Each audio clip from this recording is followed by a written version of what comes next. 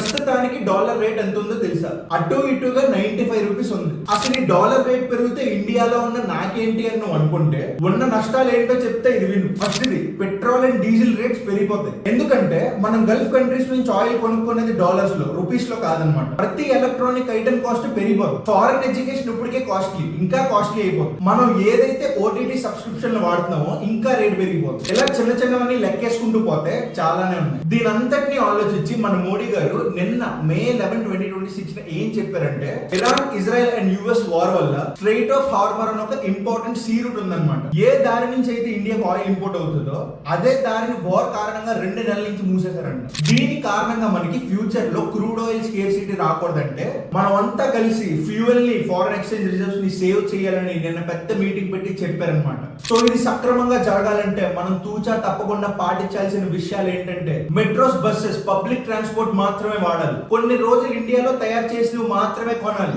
వీలైతే electric vehicles వాడండి, లేదా ఫ్యూల్ సేవ్ చేయడానికి వర్క్ ఫ్రమ్ హోమ్ చేయండి అని అంటున్నారు. మనం రోజు చేసే యాక్టివిటీల్లో ఒకటో రెండో మార్చుకుంటే ఇండైరెక్ట్ గా భారతదేశం మార్పు చెందడానికి సహాయపడ్డట్టే. ఇవాళ ట్రెండింగ్ న్యూస్ ఇదేనమాట. రేపటి ట్రెండింగ్ ఆర్టికల్ చదవకుండానే చూడడానికి మళ్ళీ మన ఛానల్ కి వచ్చే కొత్త వీడియోతో రెడీ ఉంటా. And thank you for your lovely support. See you in the next video.